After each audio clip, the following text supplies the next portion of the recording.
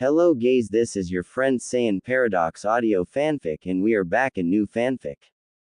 What if Dragon Ball Gohan never woke up, was sent back in time with all his memories, and changed the fate of every universe? Part 2.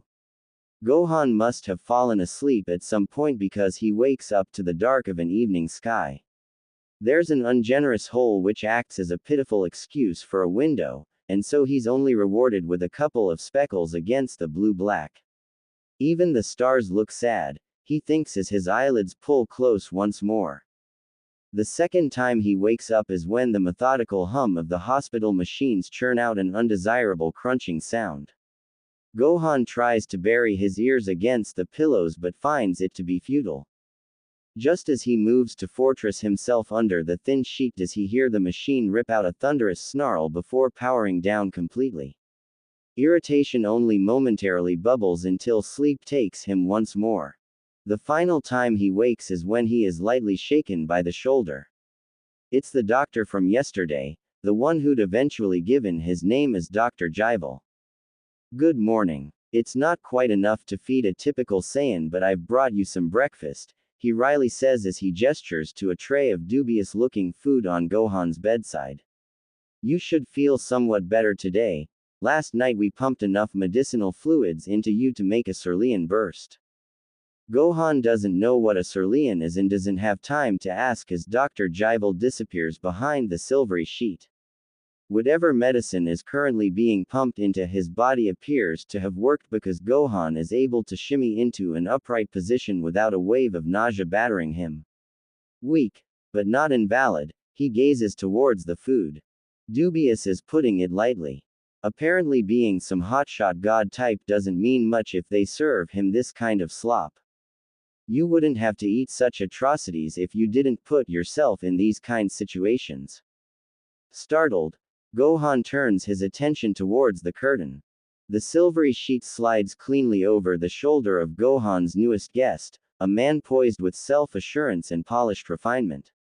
He's all angles and points, especially with that glare, one which peers out through a pair of very golden eyes and into Gohan's soul.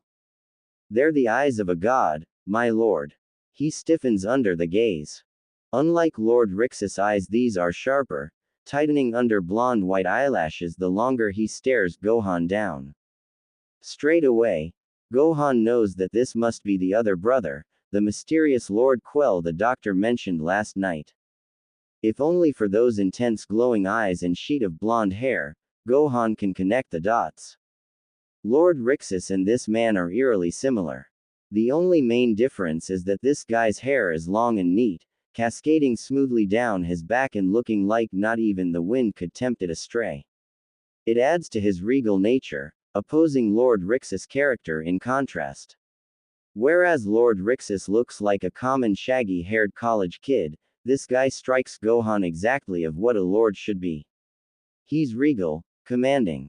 The teenager swallows against the scratching of his throat. An uncomfortable pressure blankets the room and so he shuffles beneath the sheets. It's suffocating. Gohan feels like he's suffocating.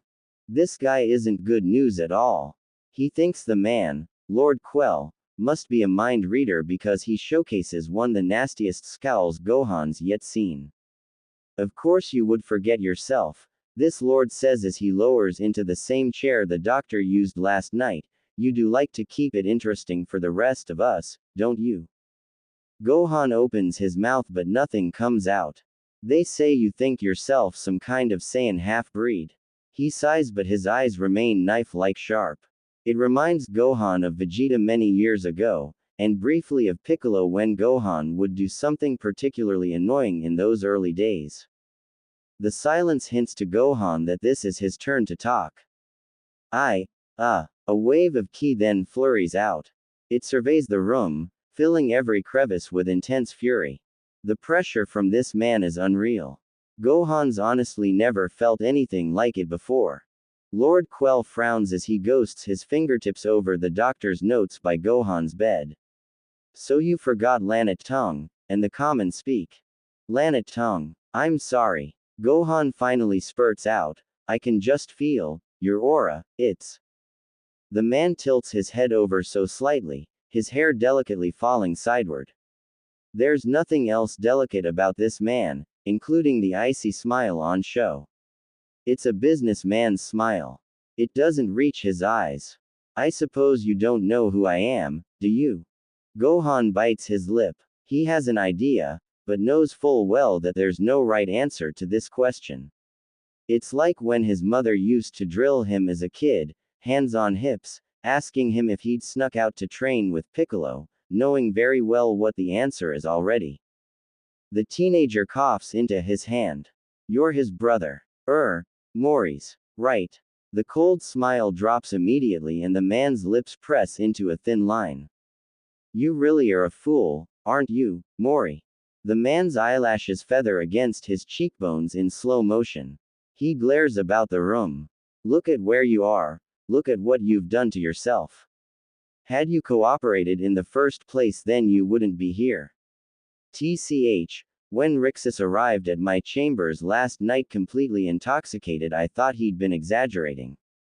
Gohan wants to correct the Lord, correct him by telling him his real name, correct him by telling him that he actually isn't this strange Mori guy and that there's been some kind of mistake, but Gohan finds himself lip-locked. Instead, his gaze lowers. I'm told they found you wandering around the grounds like a lost lamb, he continues, waspish. That you're brain damaged and you've forgotten yourself. The words are barbed and the pressure builds, the key from this man drowning Gohan in tide after tide of weight. Just where the hell have you been, Mori? He tries to speak again and is thwarted by the slew of nauseating ki. It's radiating from the Lord in oppressive spiraling waves. Never has Gohan known anything like this. Even looking at Lord Quell seems impossible. His head bangs, pulsating under the burden as his body threatens to crumble. Kneel, it tells him. It wants him to fold. There's a bang on Gohan's bedside table. We thought you dead, he continues, I thought you dead.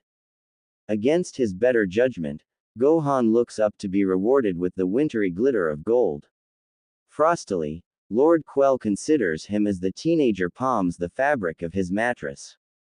Perspiration wets Gohan's forehead, his mouth runs dry and his words have long left him. Lord Quell leans in. His hair follows in trickles.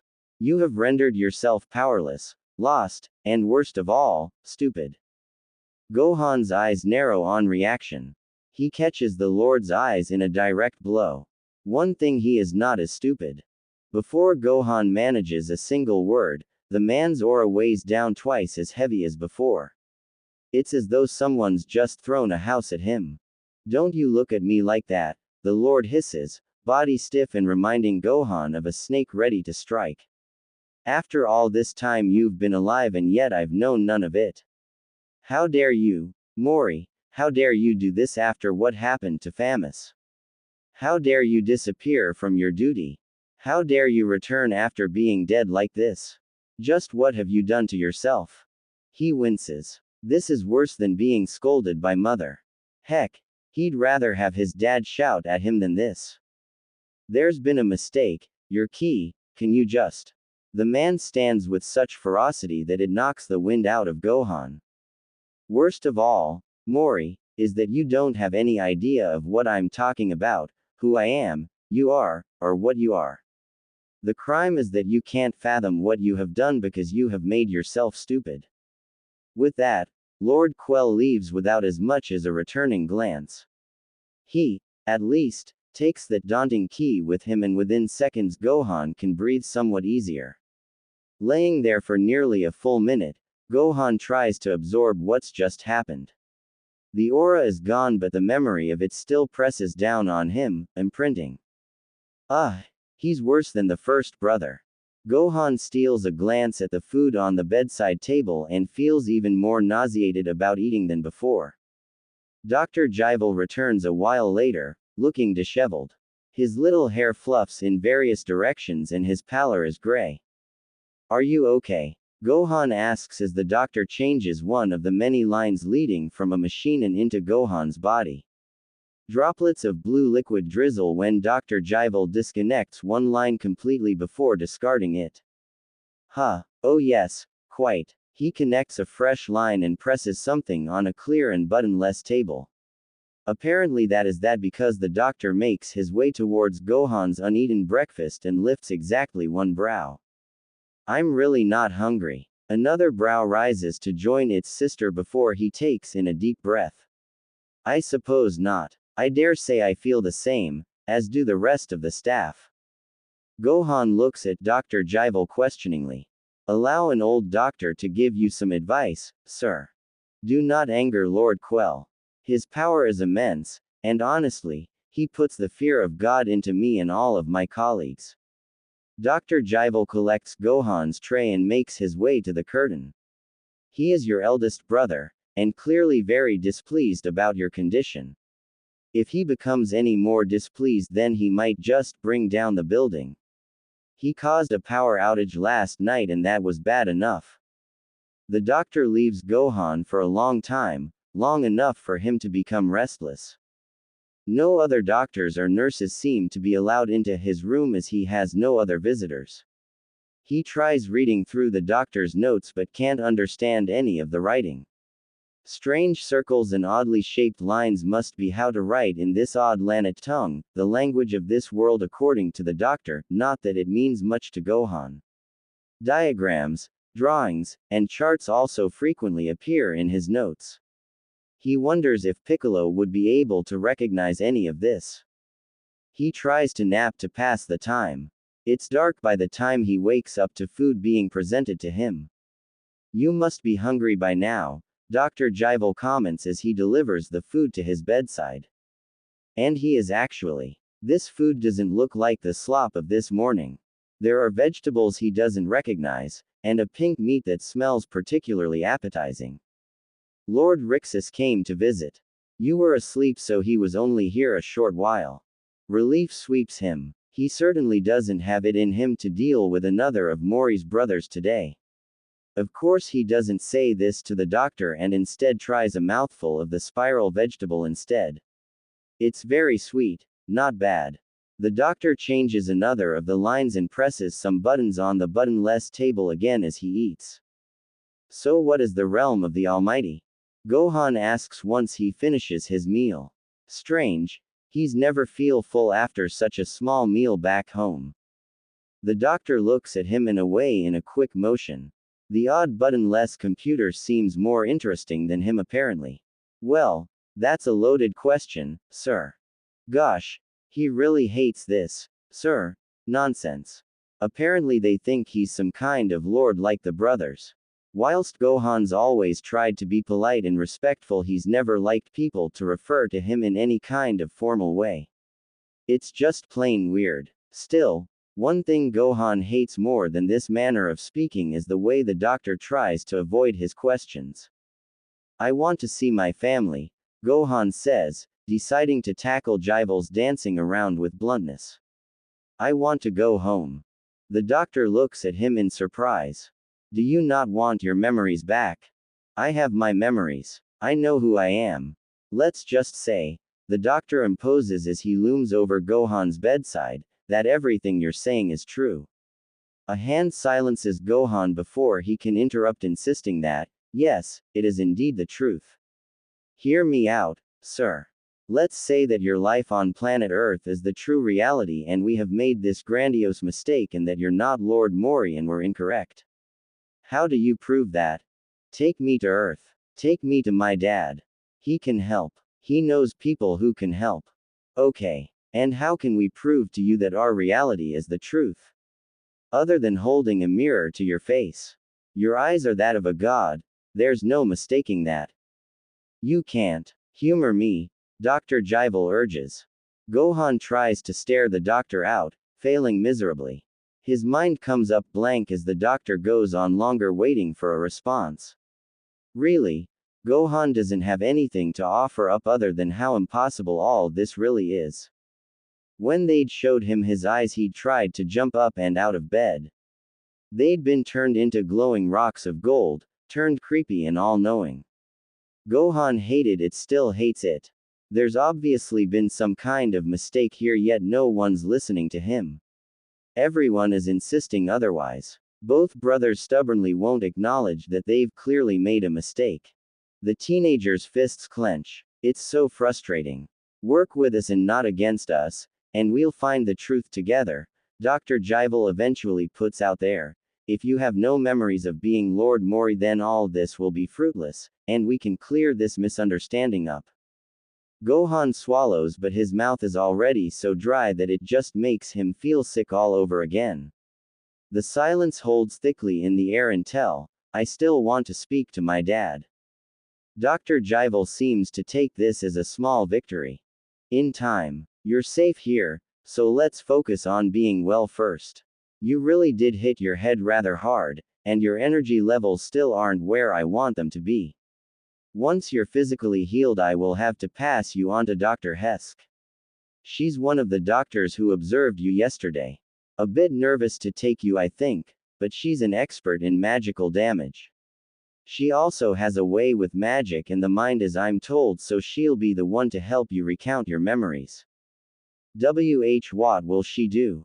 Gosh, she wasn't a witch, is she? Don't look like that, sir. She's a fine doctor, very private and professional. Gohan bites his lip. Okay. He'll humor them first. If they need proof that they've made a mistake, he'll give it them. No problem. And if this other doctor is as good as Dr. Jivel said she is, then she'll help him figure all this out. I'll make them see the truth. Hours transpire into days through sleeping, eating strange and sweet foods, attempts at reading the doctor's notes to see what's actually wrong with him, and awkward conversations with Dr. Jivel. He's learnt that Dr. Jivel lives in the Spire Infirmary itself with his partner, a man by the name of Dr. Ulick. It comes as a little surprise. Gohan isn't prejudiced, but he hasn't really had much experience around gay people. Dr. Jivel was equally surprised at Gohan's reaction, telling him that liking one's gender wasn't anything anyone really questioned here. He'd laughed good-naturedly at Gohan's surprise. And this is how Earth came to be known as a hick planet to the good doctor. Gohan also learned that the Spire is apparently a well-respected and ancient establishment, dedicated to aiding the health of many individuals who are admitted. Dr. Jivel has been careful enough not to mention where exactly the Spire is, but Gohan is pretty sure he's still in the realm of the Almighty. Surprisingly, there are no more visits from any of Mori's brothers. I respectfully ask them to keep their distance, Dr. Jivel tells him as Gohan eats his breakfast one morning. It must have been day 4. Your health is of the utmost importance, and will only be hindered by our dutiful, but impatient, lords. He says it with eyes glowing in mischief, like he'd just said something he shouldn't have. Day 5 presents a new problem. He hadn't noticed until that afternoon that he hadn't needed to use the bathroom at all since waking up. Dr. Jivel conceals a chuckle when Gohan mentions it in a panic, telling Gohan that perhaps the medical equipment is more advanced at the Spire than on Earth. The wires dangling from his body taunt Gohan from where they lay streaming across his body. Luckily enough, it's day 6 when the fatigue and dizziness seems to have disappeared completely. There are no short bouts of napping anymore, which convinces Dr. Jivel that evening to remove all the wires altogether. You'll be able to take that toilet trip you're so eager about. Dr. Jivel jokes. Finally, on the morning of day 7, wire-free, Gohan's allowed to get out of bed. He manages to move himself around in the bed just fine, even better without the wires, but knows his body would not enjoy the challenge of standing. He's proven correct when he takes one step forward after hoisting himself up, crashing into the arms of Dr. Jivel when his feet can't manage the weight. He falls a further 5 times, but manages on the 6th to make it to the ivory armchair. You're doing well, Dr. Jivel says, wiping sweat from his brow. Supporting Gohan with every slip seems to have taken its toll. I don't understand why my body is so racked like this. You're assimilating to the environment, I told you this. That combined with the ki fluctuation and concussion has caused intense strain on your body. Something as simple as walking takes time. On Earth, people have to go through therapy for months to walk again, Gohan informs him, a little wheezy himself. Tisk. What kind of technological backwards planet of yours is this, Gohan? Dr. Jivel at least calls Gohan by his real name, which he's grateful for.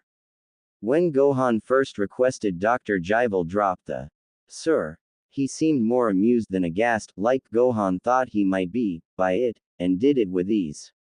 The doctor's analysis of him continues on. It seems that afternoon, nature calls. Walking is bearable but still awkward and painful. Thankfully, the doctor allows him to go to the bathroom alone after a brief argument, or 10 minutes of Gohan pleading. The bathroom is as bright as his adjoining bedroom. There is no window, unlike the other room, however, being very cramped and uncomfortable for someone of Gohan's height to stand in. A toilet, similar to what he has on Earth, stands in the center. To the right, there's a small shower head, and to the left, a large one.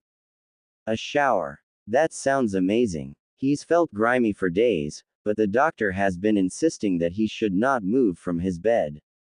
To help, sanitizing sprays deploy from the ceiling and spray him in little drizzles of cleaning fluid daily. The experience is not pleasant. So a shower teasing him is all too tempting. Gohan quickly relieves himself, eventually finding out how to flush the toilet. You wave your hand over it, and approaches the shower. The mirror besides the basin goes very much ignored. 10 minutes later, Gohan exits in nothing but a large fluffy towel to a very angry-looking doctor. You say you're not him, but you have the same disobedient attitude. I'm sorry. Gohan apologizes as he hobbles to his bed. The doctor hums, brows furrowed. He throws Gohan a white robe from a cupboard near the computer. It's just as fluffy, draping over him like a cotton-padded cape. It's then that a knock at the door then distracts them both. The doctor paces through the silver curtain and to what must be the door on the other side. Ah, welcome, Dr. Hesk. Nerves shoot through Gohan's core. She's here now. A young woman filters through the curtain dressed in the same white uniform as Dr. Jivel. She's fairly pretty, with large brown eyes and even darker skin than Dr. Jivel. Hello, sir. Dr. Hesk stiffly greets. She's more nervous than he is. He prefers Gohan, Dr. Jivel tells her, and then offers her the ivory armchair. His attention shifts back to his patient, brows poised in an amused expression. Gohan, this is Dr. Hesk. She's one of the specialists from last week's observation, the one I told you about, the one who can help with your mind. Gohan's lips purse together. Even if he's promised to meet them in the middle, he can't help but think about how much of a waste of time this is. His reaction doesn't have a good effect on Dr. Hesk, and she lowers her head in swift motion. Ah, none of that, doctor, Dr. Jivel chides with a hand on her shoulder. Gohan doesn't like formalities, and is about as quick to spook as you. Gohan feels his neck heat up but didn't have the heart to correct him. Okay, she says. A deep breath and a mumble to herself later, she finally stares up at him. Gohan can tell she isn't looking directly at him, but rather, through him. I'm a specialist in magical injuries and research. I work primarily with people who've had damage inflicted upon the mind, often relating to memory loss, trauma, or emotional distress. Not that you're distressed or traumatized. Just thank you, doctor. He squeezes her shoulder. Tell him what you'll be doing with him. Right. She coughs and stared through him again. My hopes are to reignite connections between your current consciousness and memories. I have a pretty confident theory to what's going on here. Amnesia, right? Gohan summarizes, incorrectly apparently, as she looks at him in horror. This seems to break her out of her flurry of nerves. Oh, no, it's magical, she breathes. The theory I'm running with most is that you've got two correlating conscious personalities submerged into one soul. Really interesting, I must say. To think that you're operating with two states of life is astounding. You're truly a wonder, sir. Dr. Jivel folds his arms and scolds her. Don't praise him, Hesk. This needs fixing. Her eyes widen and she stares between the two men. Dr. Hesk. Gohan tries respectfully, soft. This seems to have the desired effect as her shoulders sag. I'm not sure I understand. She looks at Dr. Jivel in order to continue and does so after he gives a brisk nod. Do you believe in reincarnation, Gohan? Gohan twists the bedding in his hands, not liking the direction of all this. I'm not. I mean, I don't know. I think this is what we're dealing with, she says with conviction. Lord Mori's body was found some years ago by Lord Quell himself. They found his body. Then why the heck are they questioning Gohan? Why do they think Gohan is him if they have a body? His face must be a sight because Dr. Hesk's pallor looks clammy. He settles himself, breathing hard and feeling even more confused. Reincarnation? I don't think so, he mutters.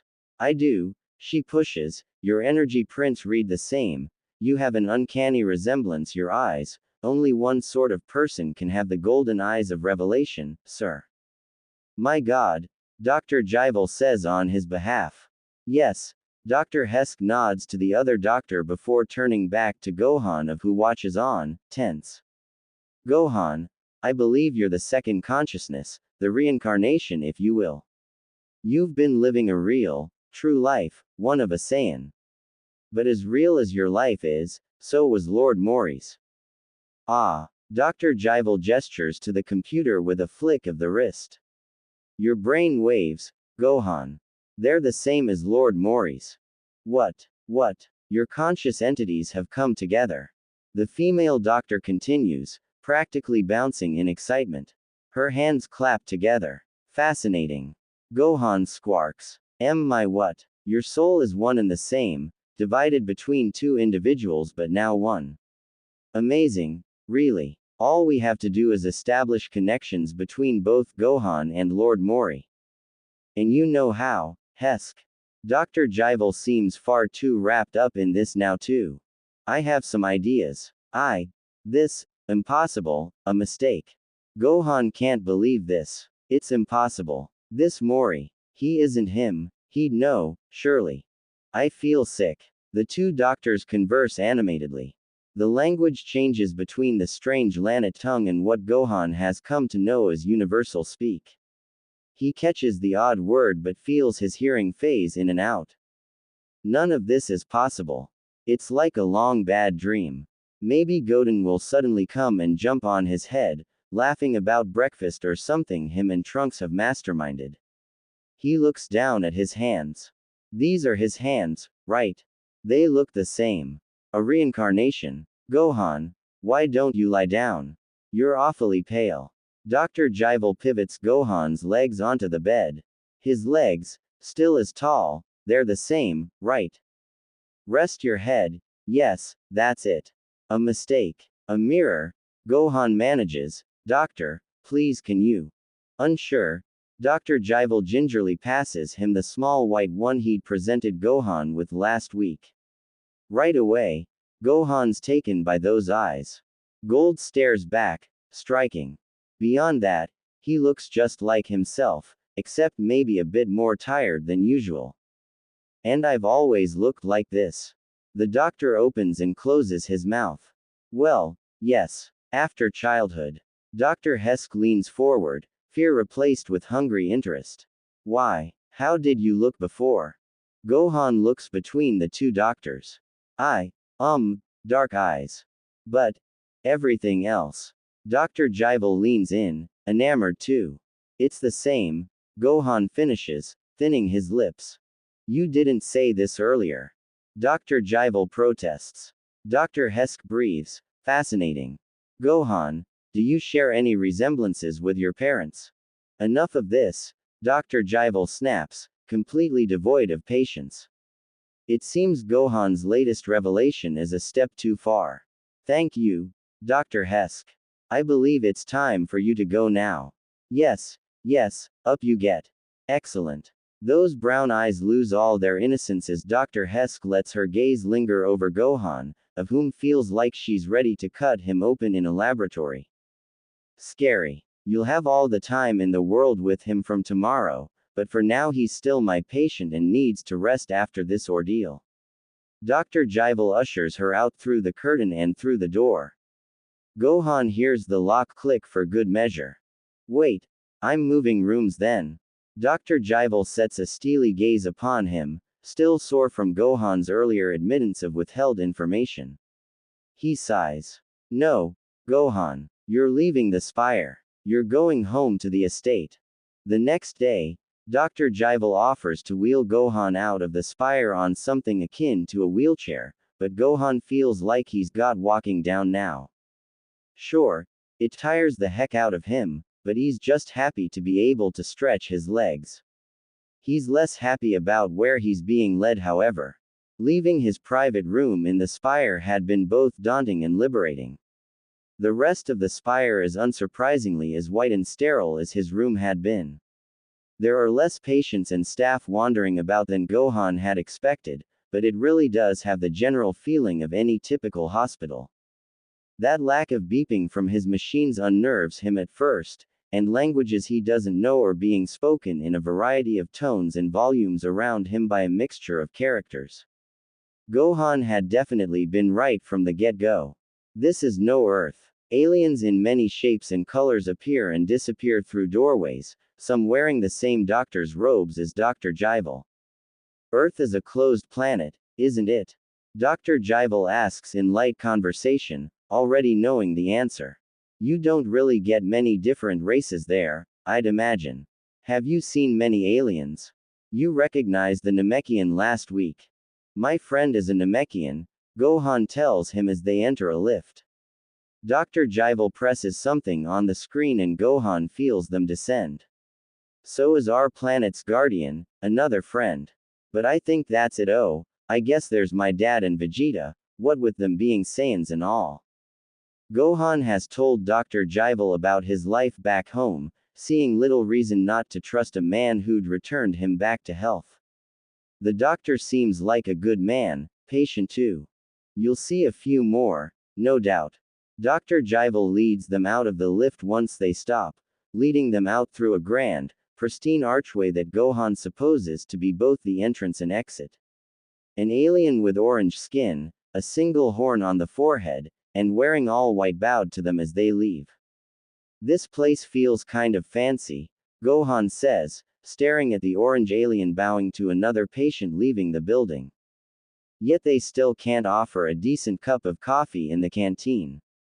Come on, that's our driver. Quote. Dr. Jivel whisks them from the porch and out onto a plaza just as white as the spire rooms themselves. Fountains spouting water as high as his house mirror one another, leading a pathway back to where they've just come from. An overcast sky leaning to dusk welcomes them as they come face to face with a human-looking person. He's leaning over his vehicle, one which is completely black and curved. He taps at the shiny exterior before giving a nod to the doctor. After a brief conversation with the driver about location, Dr. Jivel gestures for Gohan to enter the vehicle. It's bigger inside than expected. With its black suave seating, it looks like something of a spy film he'd once seen. There's even a screen separating them from the driver. Whoa, so fancy. There aren't any seatbelts, Gohan goes on to say as he fumbles around looking for one. He turns to see Dr. Jivel shaking his head, smiling one of those smiles that Gohan could practically hear. Oh, what a peasant planet you were on. Gohan sighs, feeling weary already. Going to this mysterious estate has been a great cause of stress for him all night long. If that Lord Quell's there, he shudders. For now he just needs to focus on proving who he is and getting home. There's no use in worrying. The vehicle provides a smooth ride, but Gohan is disappointed by the lack of windows. He wants to know more about this place. Why is everyone so intent on hiding it from him? Your chambers are in the north wing, Dr. Jivel tells him, again. They've been over this several times now, but Gohan respects the doctor enough not to interrupt. Remember, the estate is divided into 4 wings. You'll want to save yourself a headache and not go into the West Wing, that's where Lord Quell resides. Lord Rixus is in the south. And the east. The doctor intakes a long gust of air. Rotworry lines trace down his temples and Gohan feels like he's just asked something he shouldn't have. The East Wing is empty. That had belonged to Lord Famus, but he's long gone now. He died, yes, many years ago. He'd been your second eldest brother. Gohan frowns. His reflection frowns back, gold simmering. Another brother. Yes. The teenager is dreading meeting them again, particularly that Lord Quell. He really gives Gohan bad vibes. His hand courses through black locks. Why is he so nervous? These were Mori's brothers, not his. Gohan has no reason to feel so put out. Yet, an image of the cold, terrifying Lord Quell flashes in his mind. He'd rather take on Cell or Majin Buu any day than face down that again. You'll be able to contact me whenever you need to. I'm your family doctor after all. You can also get in touch with Dr. Hesk. I'm sure she won't mind.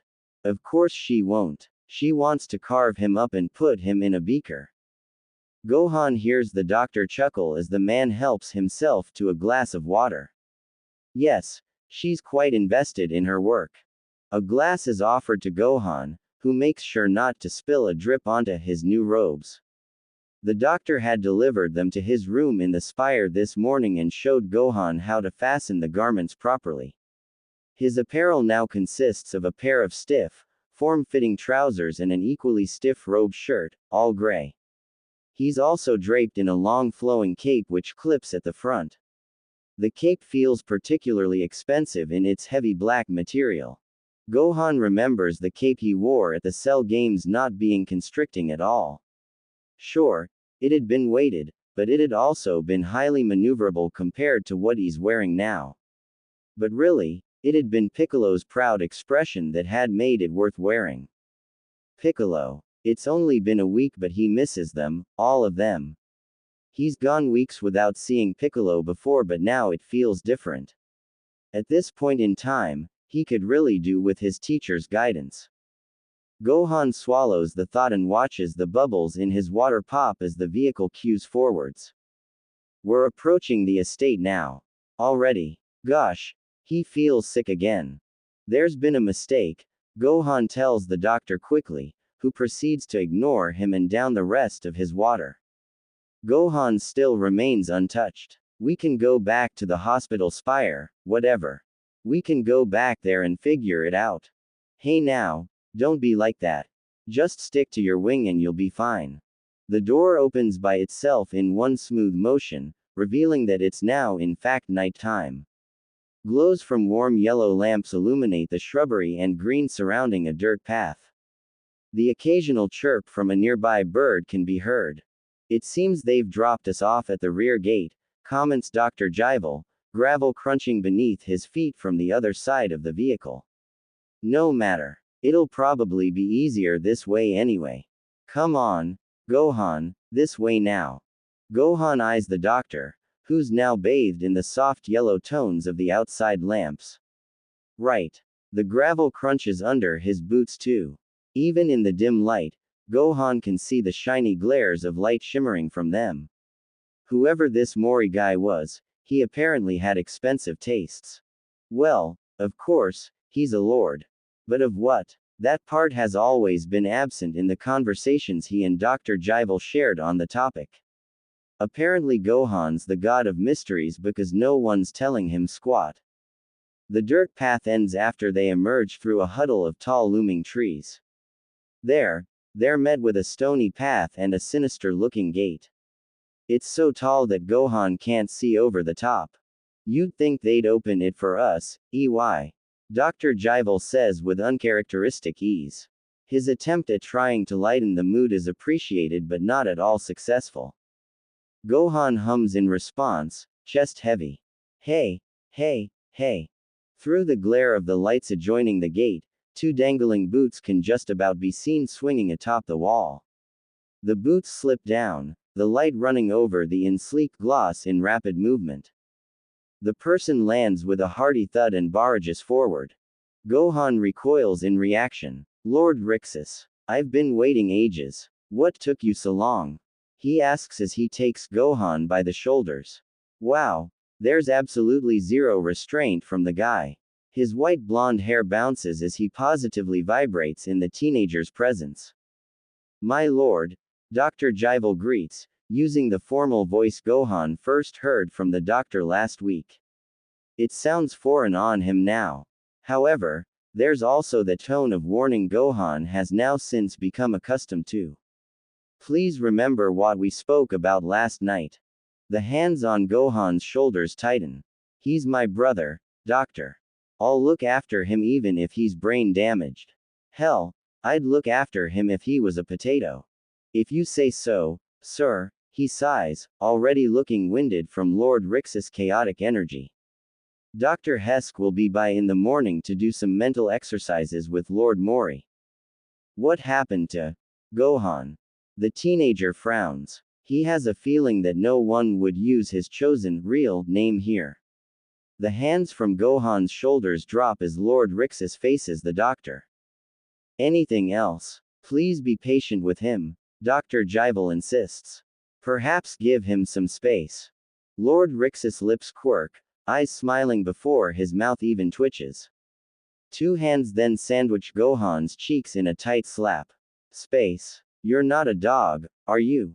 He pauses when he notices Gohan's held breath. Ha ha ha, you have no idea who I am, do you? I do forget. The young lord releases Gohan but not without a pinch to his left cheek.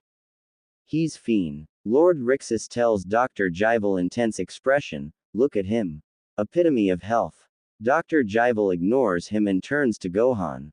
You'll be able to contact me from your chambers. There will be a private computer there. It's like a telephone, like we spoke about, remember? I'll answer right away. Gohan swallows, hardly remembering to use his words. Right. That seems to be good enough for the doctor, who then offers him the warmest smile Gohan has yet seen from him. Well, I'll be on my way then. The doctor takes one last fleeting look at Gohan, appearing to waver between leaning over and giving him a pat or just a simple wave. In the end, it's an awkward bow of the head that sees him off. Goodbye, my lords. Don't be sick. But Dr. Jival can't just leave him here. Right. Yet he does. Gohan watches as the doctor disappears through the trees and into the darkness. A hand clips Gohan's shoulder. Goddamn, aren't you just adorable now? Lord Rixus eagerly leads them through the gate and into the estate grounds.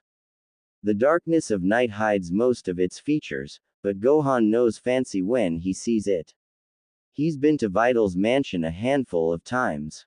Her father has more money than he knows what to do with, and Gohan guesses it's the same here. The place just screams money. The door to the estate is a large metal antique. Engravings of beautiful patterns glow in the same soft lighting as outside the estate. Surprisingly, it swings open smoothly and without sound when Lord Rixus jostles with the knob. The reveal steals Gohan's breath. Shades of silver stand out first, then the bronze and copper. The room doesn't have the old-timey feel Gohan had originally expected, but instead it feels rich and modern. Beautiful artwork enhances the walls, acting as the backdrop to antiques of many varieties.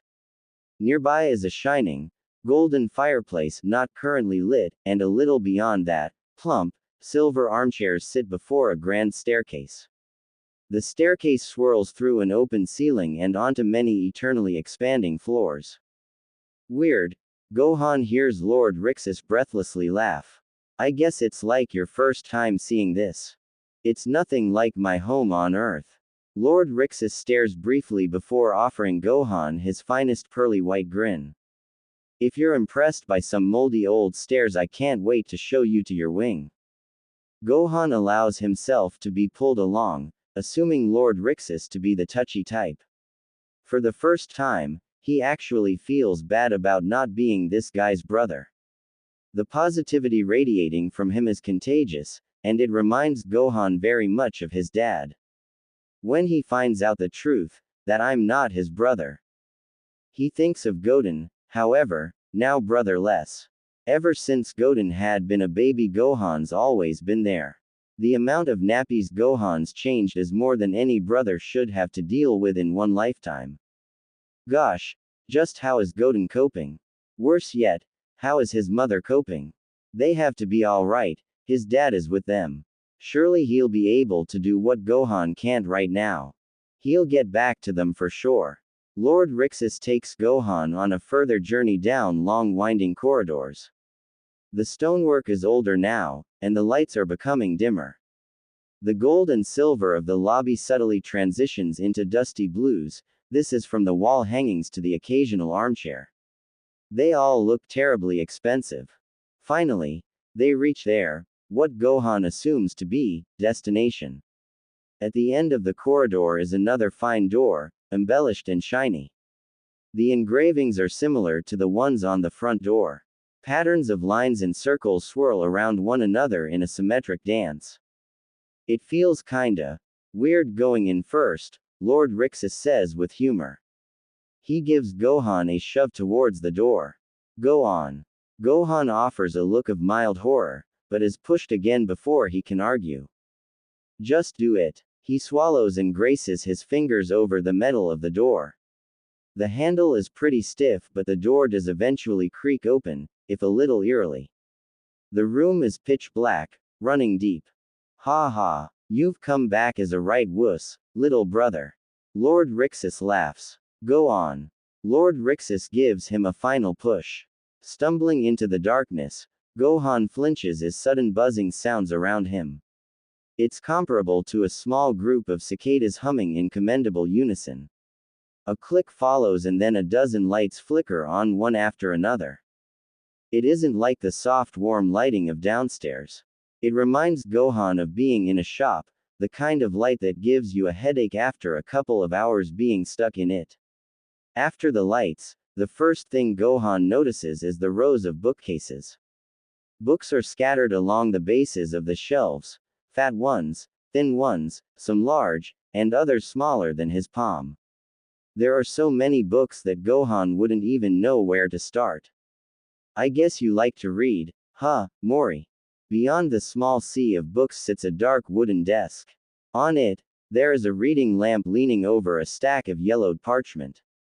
Several papers also litter along the floor, and what must be a computer with its large slightly curved screen, hides just behind the lamp. It looks like it hasn't seen any attention in a long time. A fine layer of dust grays out the blackness of the monitor. I'll talk to the cleaner about that, Lord Rixus grunts as he catches Gohan staring at the computer. It's a childish sound, reminding Gohan very much of Goten not getting his own way. Beyond the study area, Gohan really can see the grandness of the room. The ceilings are high, and the one window that is there is large and looks out over what must be the forest. Two of those silver armchairs are poised by the largest bed Gohan has ever seen in his life. It is in a poster style with silver and blue curtains draping over it in a sweeping fashion. The pillows are plump and look to be stuffed to the brim with feathers, neatly nestling between silver sheets. In fact, the whole room is a grand mix of the dusty blue he saw leading to the chambers and silver. It has a striking effect. The only thing that isn't silver is the bronze fireplace. That, too, is engulfed in beautiful engravings. It has the same circles and lines he'd seen on the door. It's the old writing form of Lanat tongue, Lord Rixus explains, giving the fireplace a fond pet. You've always been rather taken with it. The writing or the fireplace? Lord Rixus chuckles, the gold in his eyes lighting up. Both. Normally you wouldn't let me get close to this old thing.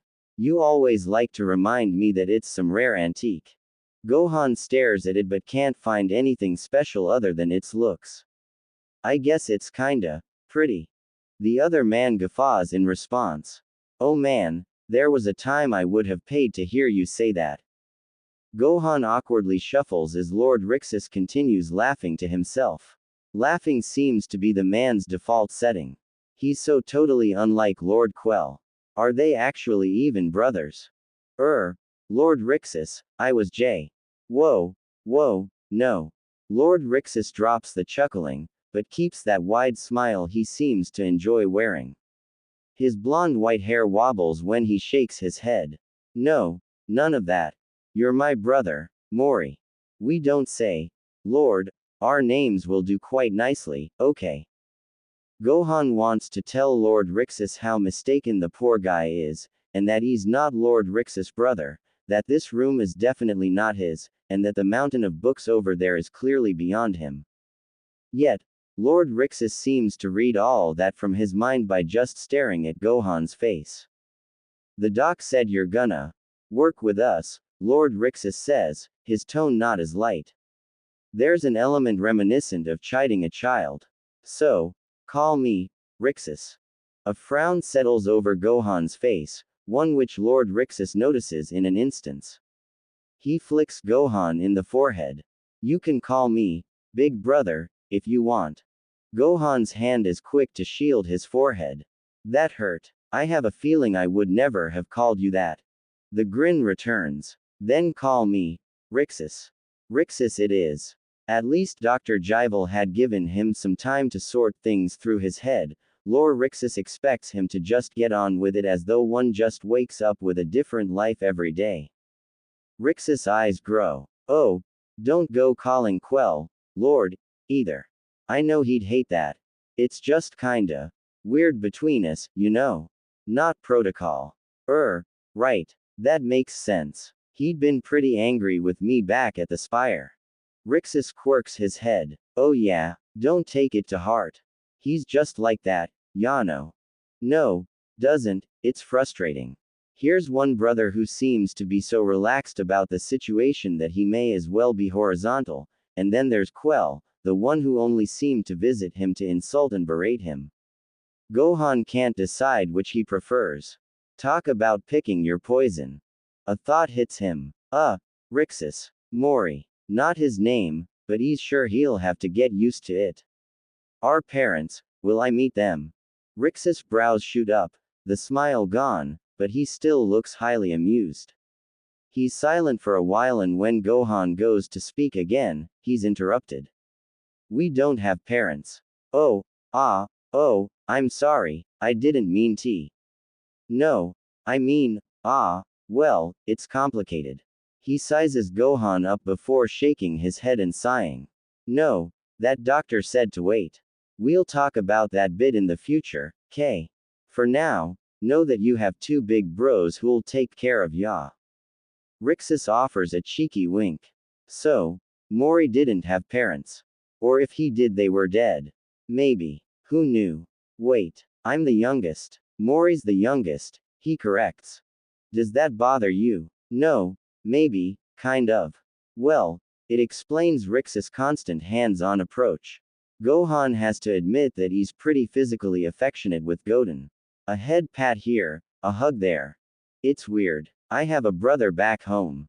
Instead of correcting Gohan about being Mori, Rixus actually seems interested. The hair droops when he curtsies his head. Really? A kid brother? Yeah, ha. I couldn't imagine you interacting with a child, another thing I'd pay to see. Gohan gives a non-committal hum, feeling suddenly shy. He runs his fingers along the fireplace. It is pretty. You know, it's so weird, Rixus begins. He nestles himself into a plush-looking armchair as he gestures to Gohan with a wave.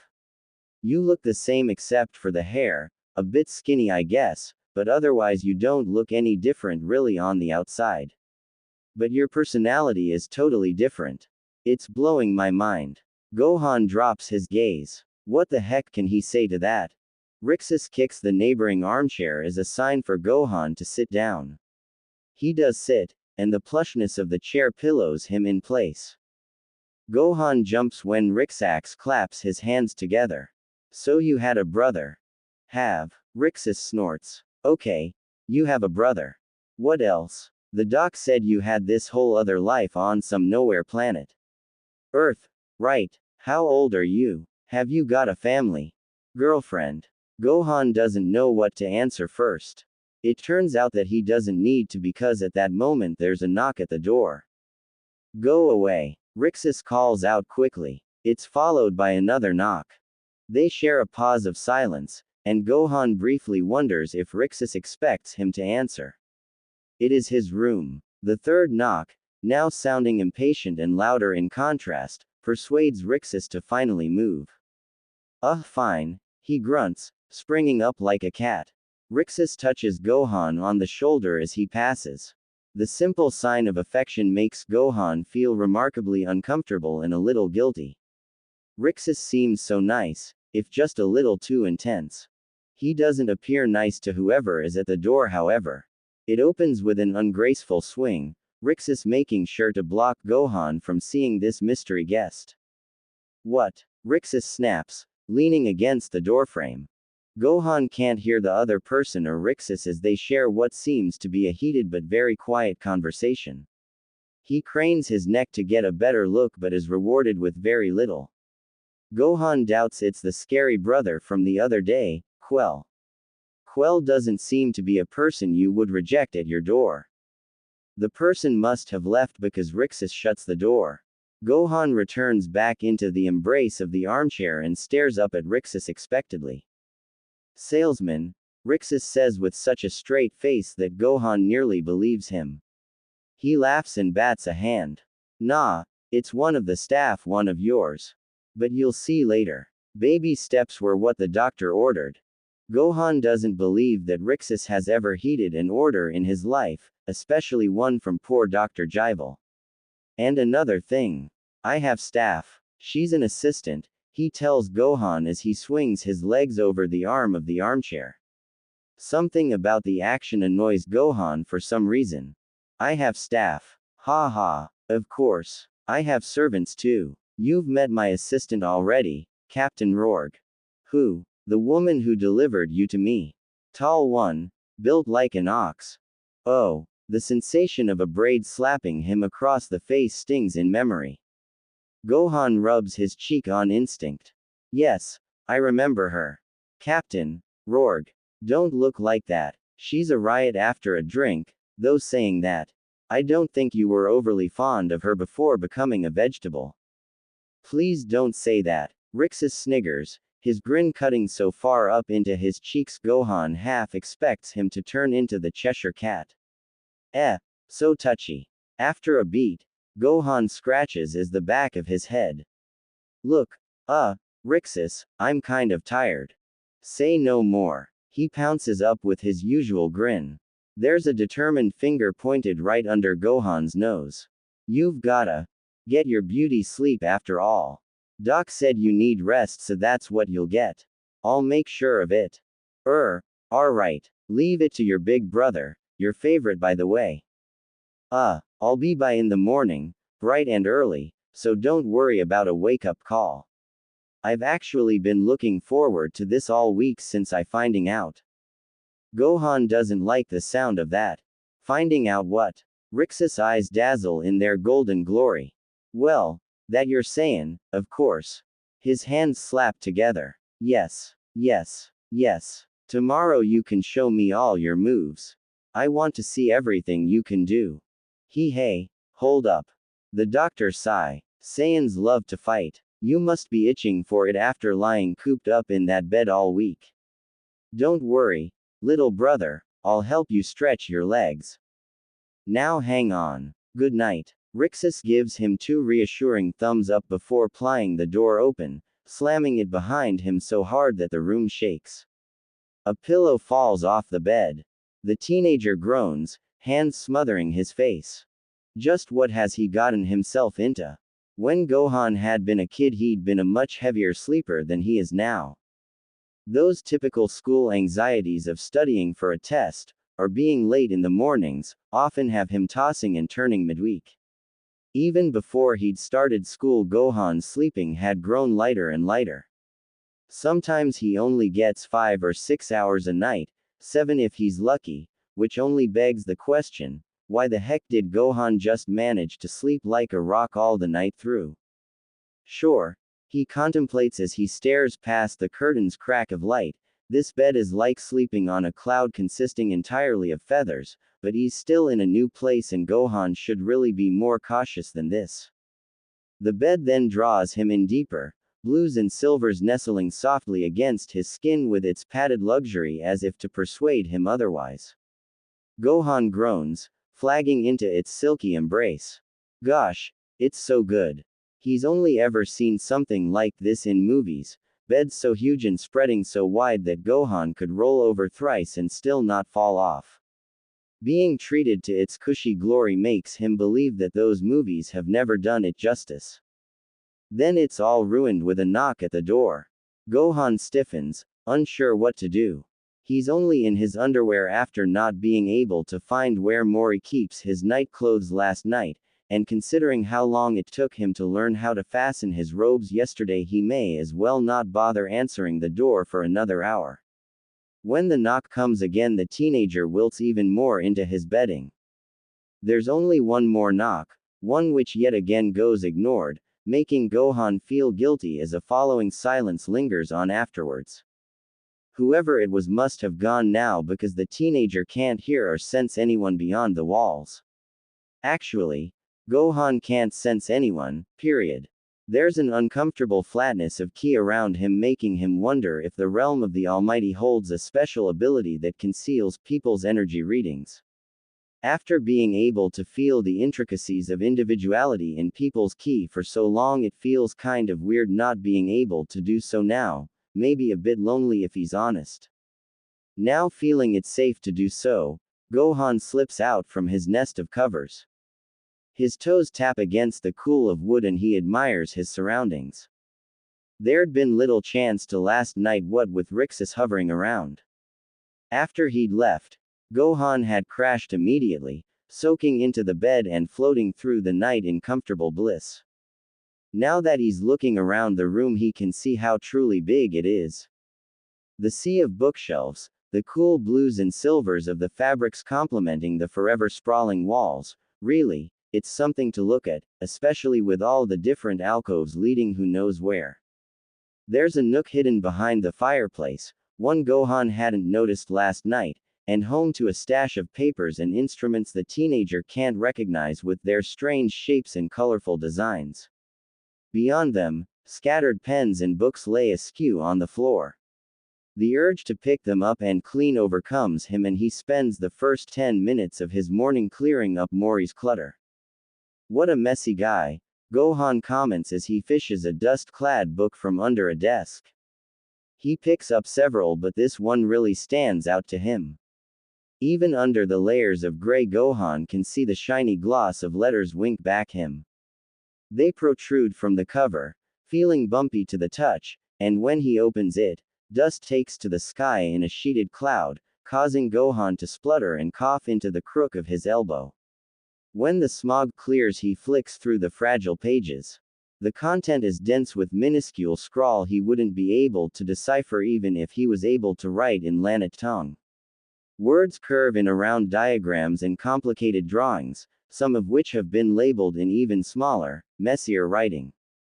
One picture he's able to recognize is of an abstract drawing of a humanoid-like figure, one standing adjacent a box of text in its crude silhouette. A swooping tail flows from behind its back. Saiyan. Suddenly, there's another knock at the door. Gohan drops the book and the collection of pencils. Instead of a knock, it's a loud banging. I'm coming. He'd completely forgotten that someone had earlier been calling for him. It sounds serious now, unhappy. Could it be Rixus, or worse yet, could it be Quell? Gohan grabs the cloak he'd folded up last night, throwing it over him for modesty's sake. As he goes to answer the door, something in his gut tells him to secure the notebook. He does so, hiding it under a stack of intimidating-looking books near the nook. Once he's fumbled with the lock, the door swings open outwards with a dramatic flail and the person on the other side can be heard crying out from the shock. His hands reach out. I'm sorry. Are you all right? I'm sorry, replies the knocker, one Gohan quickly recognizes as one Dr. Hesk. Her face is bright red and she looks so dizzy that she might just fall over right then and there. I was told to come knock again, but this time louder because you might still be asleep. But then once I started knocking, I just couldn't stop, and that must have sounded like something crazy in there because you had to have ran from wherever you were in your room, which I know is private, but still whoa there. You're talking way too fast. I'm sorry. Are you okay? Yes, sorry. Yes, my lord. No, I mean I forgot. You don't like that. Gohan considers her, scratching the back of his head. Still growing ever redder, the poor doctor just stares back, zapped. Her eyes close and a long stream of air leaves through her nostrils. Okay. Let's try this again. Good morning. I'm here to check up on you as Dr. Jivel requested, and I'm here to perform some examinations. Oh, sure. They both stand there for a moment until Gohan realizes that he should probably invite her in. Oh, I'm sorry. After you. Oh, no. Gohan's wrong. It's definitely after him. She doesn't budge an inch until the teenager awkwardly shuffles backwards into Mori's room. After he shuts the door behind her, he leads her back to where he and Rixus had been sitting last night. Next to the two armchairs there sits a deep blue sofa. It faces the fireplace in wonderful opposition to the bronze and looks to be far older than Gohan. He gestures her to sit there and she does without question. The doctor has a decently sized book with her. Flashes of paper appear from various angles under a prim cover, contrasting the surrounding antique books of Mori's room. She places it on the coffee table in front and stares up at him with tinted cheeks. I can wait for you too. Gohan tilts his head. Huh? What? Her eyes trail down to his bare chest. It's peeking out from the badly tied robe. Okay. Yes, okay. His face burns. Doctor or not, this is still a young woman. Gohan should know better. He awkwardly bounds into the more private section of the space, nearing the bed but stopping short of the huge wardrobe and mirror. You really are a fancy lord, huh? It's far more extravagant than Gohan's ever seen, even at Vitals. The wardrobe opens up to a fine selection of robes and cloaks. They're shaded in rich and dark colors, with the brightest garment being an optimistic shade of purple. With creaks, they slide across the railing as Gohan looks for something that may be easy to wear. Buttons and clips of varying difficulty face back and he feels himself pale. Finally, the teenager spots a baggy pair of dark pants hidden at the back. There's a silver top to go with them, one which luckily sits on the top of a folded gold obi, one patterned with that familiar horse silhouette. Gohan closes his eyes and thanks his lucky stars. The fit is pretty good actually. The pants are only a little long, but the top fits perfectly. It's maybe a bit too tight for Gohan's taste, reminding him unpleasantly of Namek and clingy spandex, but otherwise he counts it as a win. Sorry about that, he says as he emerges from the curved partition. The doctor looks less red, glaring hard at the book on the table. No, this is your room. You could walk around here if you want. She looks up at him, flustered, just to stop mid-sentence. Her words desert her as she appraises his newly chosen outfit, and then she says something which makes his stomach sink. Oh, you really do look like him in his colors. Gohan's brows knit together and his mouth opens. She catches the disappointment and clasps a hand over her mouth. I'm sorry. I shouldn't have said that. That was really unprofessional of me. He wrings his hands together and lowers himself into the armchair facing her. No, it's fine, I guess. I think I'm going to have to get used to it at some point. Right, she replies, sounding unsure. Another deep breath is taken. She's really nervous, the teenager notices. Just what kind of guy was Mori to be able to strike this level of fear into someone? Was it just Mori? Because even Dr. Jivel seemed nervous at the idea of Quell, and he'd played formal with Rixus when he'd dropped Gohan off at the estate last night. Who the heck are these brothers? Gohan takes the initiative. So my name's Gohan, and I'm from planet Earth. I know Dr. Jivel told you a bit about me, but I thought it'd be nice to start from the beginning seeing as we're going to working together. Can you tell me anything about yourself? The smile he offers seems to calm her just a bit. She folds over, leaning on her knees as she responds in kind. Of course, my lore, Gohan. Let me see, my name is Hesk of the 7th, and I was assigned as a doctor at the Spire Infirmary nearly 15 years ago. 15 years ago. Zhu. Oh, wait, years are recorded differently here. Ah, sorry, continue. Please continue. Dr. Hesk actually smiles. Yes, I believe we use different measurement systems. I'm sure you'll become accustomed to our system in due time. So are you from around here? Oh no, I'm from a small planet in the East Quadrant, nearing the Central Universal Station. You know where that is? No. Oh, well, it's quite a modern planet, one I miss, but you can't really say no when you're handpicked by gods to work in the realm of the Almighty, can you? Gohan leans forward. Huh, what do you mean? Her eyes widen. Oh, sorry. I need to be more careful with my words. Dr. Jivel said. Handpicked by gods. She appears sheepish. The robe around her knees comes together as she knocks her legs. We're in a sacred place. The realm of the Almighty only lets few registered mortals in. I'm one of those mortals. It's standard to choose special mortals for their knowledge in whatever specialist field they excel in. I work with patients who have magical related memory issues mostly, but I also happen to be a gifted researcher too. He remembers her face from the other day. It had bubbled in excitement at the mere prospect of analyzing him. And this Mori guy, Lord Mori, is a residing god in this realm, one of several which exist both in this realm and outside of it. And what's he a god of? Dr. Hesk's forehead creases thickly behind a fringe of brown. I shouldn't really say at this stage, not until we unearth some prior memories or personality quirks. It's like a cold smack to the face. Personality. What do you mean? It's just part of the parcel, Gohan, she explains. Most reincarnated patients just experience cases of deja vu now and then. He has to remind himself that he's not actually this Mori guy, and so he doesn't need to worry, but there's something about the entire thing which makes him feel uncomfortable. His arms fold up neatly against his chest, less out of defiance and more out of an awkward reaction. You really do think I'm Mori, huh? The doctor quirks her lips at him. If we're going off your records, then yes. You know I don't agree, right? She nods and then proceeds to open up the book before her. Her fingers trail the bent corners of yellowing documents, and she looks between Gohan and the pages as she speaks. I'm not here to prove one thing or another. The truth will become the result of the exercises we'll work on together, and we'll know down the line whether or not you're actually the reincarnated soul of Lord Mori. But you think he's still rattling about my brain.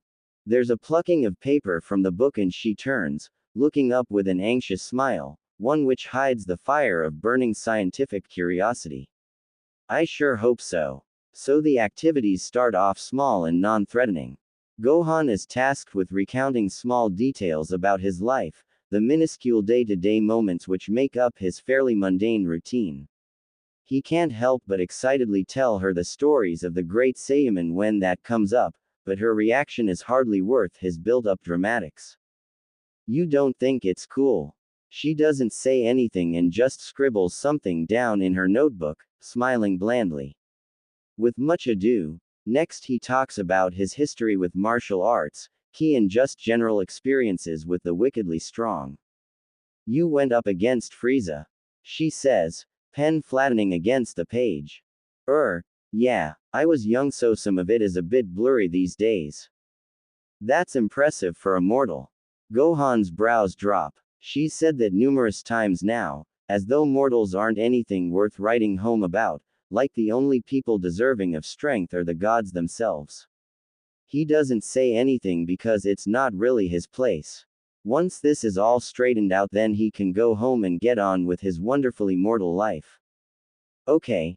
My next question, let's see here. Oh, Gohan, have you ever experienced any blackouts? Blackouts. Like from fighting. Dr. Hesk runs the pen along her lips. No, more like bouts of missing memory. Maybe you've been fighting and things get too much and bam, you wake up and you don't know what's just happened. The effect is immediate. His lips roll inwards and his eyes bulge, and before he can hide the reaction, she waves her pen at him. Oh, do tell. It wasn't like that, he brushes off. I've always had a special kind of power within me. It often came out when my friends were in danger or something bad just happened. The hungry look about her has returned in full force, but he's having none of it. Well, it doesn't matter anyway. The Elder Kai unleashed the power within me. I'm stronger for it now. The Kais. Yes. I've been trying to tell you guys but no one's listening, but I know the Supreme Kai. He's a friend. If someone could put me in touch with him, then this could all easily be resolved. Dr. Hesk coughs into her hand, quick to appear uneasy. She then writes a long paragraph in her notebook in her neat and pointed handwriting. Gohan can't read any of it, but by her expression the content isn't good.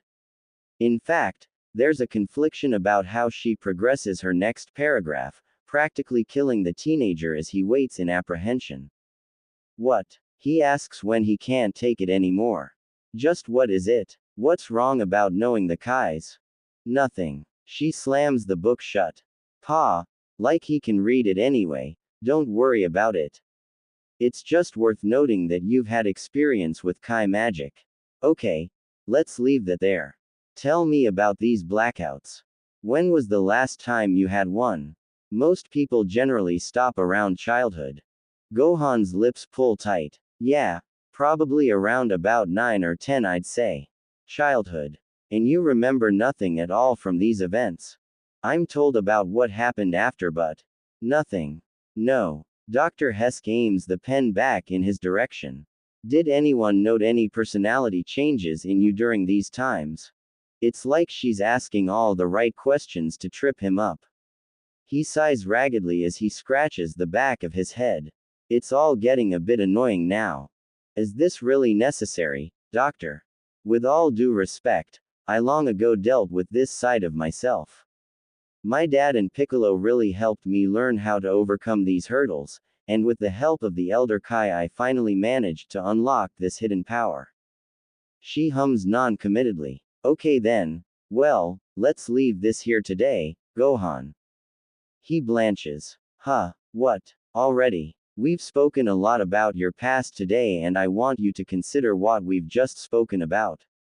The doctor rises from her chair and collects her things. In the meantime, before tomorrow's session, I want you to try and recollect the strong emotions you were feeling before your blackouts as a child. I know it might be difficult, but I'd appreciate it if you tried. Gohan goes to follow her to the door. But we didn't do anything other than talk. I thought you'd want me to do some hypnosis stuff or something. Are we really finished for the day? Yes, she replies, somewhat amused. The process will take longer than a day, sir. I'm never going to get home at this rate. And, Dr. Hesk continues as she reaches for the door handle. There's not much more we can accomplish if you're so closed off to the idea of being Lord Mori. Cooperation will help us seek the truth. His cheeks burn. He doesn't mean to come across rude, yet it's hard to be passionate about something you don't believe in. The doctor then bows, stirring discomfort in his stomach, before exiting through Mori's chamber doors. They close with a resounding clink and he's once again left alone, that is until Rixus comes knocking at his door a further 20 minutes later. Rixus had excitedly dragged Gohan out of the confines of Mori's room the moment he got the chance. Starry-eyed, he'd first admired the teenager in the GI before routing around the wardrobe and chucking a pair of black boots at him. It's a bit of a shame because Gohan had been somewhat enjoying himself at the time, exploring the grand quarters and peering through the dust-clad books.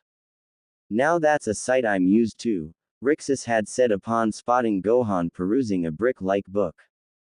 After being pried from the haven, Gohan is then led through the estate and into an impressive garden. It spans far into the distance, meeting the morning horizon with a soft kiss of green and yellow. The earlier seen forest from last night goes on just as immeasurably. The dewy specks glisten atop trees and fields of emerald as the sun peeks behind branches and vines. It's a breathtaking sight, one which makes him yearn for his mountain home and his family.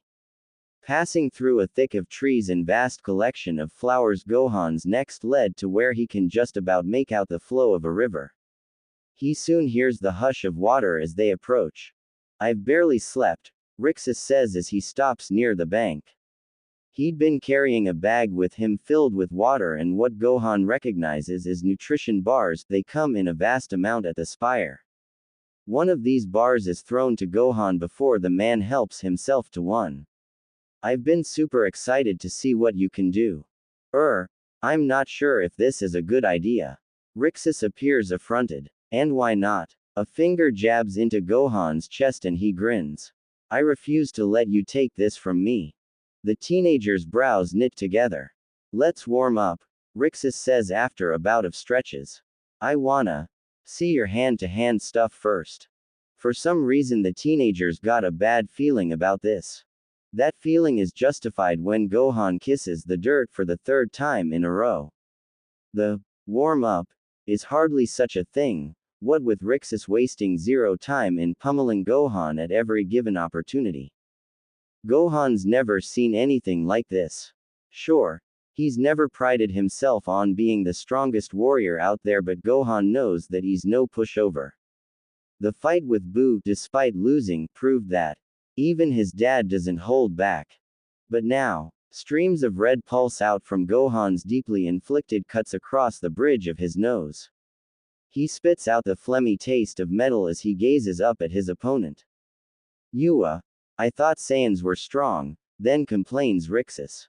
With rapt horror, Gohan realizes that there's not even a bead of sweat from atop the man's forehead. "This guy." The teenager swivels in the dirt. He jumps up in attempt to land his boot into the man's ribs. Rixus catches it as though he'd just been tickled with a feather. "Is a monster. You've got girly legs." Gohan twists hard and manages to kick Rixus in the neck. The brute doesn't move, but he does, however, laugh. He laughs and laughs as he twirls Gohan around like a midair ballerina, all before launching the teenager back down into the dirt. Gohan skids even further than before. "Ooh!" Rixus goads, clapping his hands. "Bravo! That almost hurt. I think if you keep it up you may actually give me a cramp." They've been swapping strikes for the last 40 or so minutes. It hadn't taken Gohan long to realize how severely outmatched he is. This guy is something else. It's like going against a tank when you're riding a bicycle.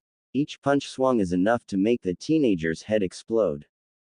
There are ballads about Saiyans, folk songs, legends, stories, all sorts of things. I've never met a real Saiyan though. I've gotta say that I'm kind of disappointed. This is pointless. Gohan tells him, "You're just too strong. What's the use?" Mori. He wags his finger, clicking his tongue and shaking his head like a disappointed father. "What a poor attitude you have. Don't you think you should try harder? You're a god. I'm not exactly a good enough match for you, am I?" Hogwash excuse. Get up. I can sense that you're stronger than this pitiful performance. You've never been one for the physical prowess of fighting, but you are a talented key user. Rixus. Gohan grunts as he drags himself up. Dr. Jivel would be so annoyed if he could see him now. He'd told Gohan to avoid physical activities, yet here he is, Rixus' personal punching bag on this fine morning. Rixus. Come on, you're clearly leagues above me here, and the doctor did saw. You're so lazy. Rixus chides. Saiyans are supposed to enjoy the thick of a fight. I'm half. Oh, and what's your other half? Sloth. Human. He tells the lumbering concoction of energy. Humans live on Earth. Gohan then stretches his legs out, frowning. They're not girly at all. Human. Rixus tests out. Human. Human. He then can't help but laugh at the strange faces Rixus makes with his childish attempts. Funnily enough, Rixus reminds Gohan a lot of his dad in some ways. He's a positive kind of guy, upbeat and fun. There's an air of not taking things too seriously, and there's also the boundless supply of energy that comes with him. Unlike his dad, however, comes something needier and deeper. He's caught Rixus staring at him at least a few times just this morning, staring at him as though Gohan might just disappear any second. He's just happy to have his brother back. That thought doesn't ease him. Okay. Rixus begins, your form sucks. Sorry. It does. He punches a fist against his hand. I hate it and we'll have to change it. Gohan bristles. What? I'm not changing anything. And why not? I just told you that it sucks. Another thing Gohan's discovered with this guy, somehow he just manages to say all the right things to get a reaction from him. My dad and my teacher helped me Yeah, and they must suck too. Something in his forehead twitches and Gohan has to swallow his bubbling anger. My dad's the strongest person I know. Rixus, like a puppy, tilts his head, looking as innocently lost as Goten would be over a maths equation. But, you know me now. So arrogant. Really, it's like he's doing it on purpose, but Gohan truly suspects this guy is just that full of himself. As he completes another batch of stretches, the man flashes Gohan his shiniest smile whilst the teenager just steams and bites his tongue. Talk about being thick-headed. Gohan's not sure how much longer he can take of this guy without losing his mind. He's never been very good at dealing with characters like Rixus. They drain him. Smearing the blood away, he gazes back over the glorious landscape to try and take a minute for himself. With the sun waking up fully, the area is gleaming with a renewed kind of beauty. The lilac of the sky is almost too rich to look at as it backdrops the rolling hills and spots of greenery. It's nice, right? Gohan turns back to see Rixus softly smiling, no longer hungry for chaos. The gold flecks catch the sun and the man shines like the god he is. It's calming to look at. I thought the same on the planet of the Kai's the sky, I mean. What color is it on your Earth? Blue on a good day, but usually it's gray where I live.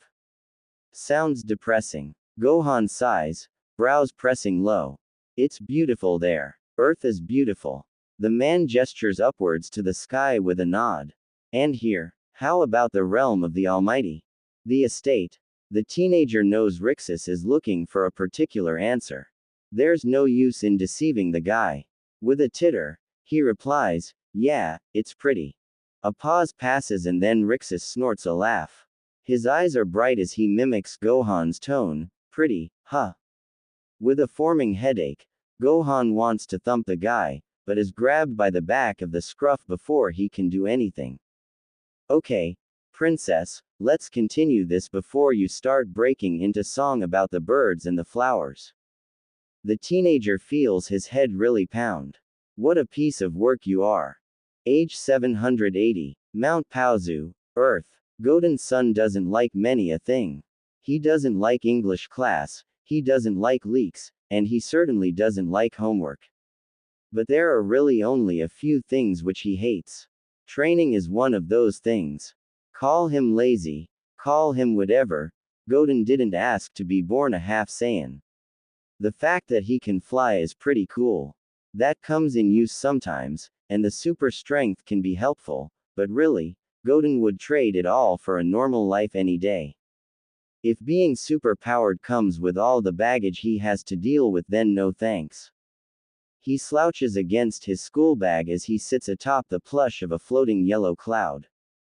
The ever-loyal Nimbus cushions him as they glide over mountaintops and trees.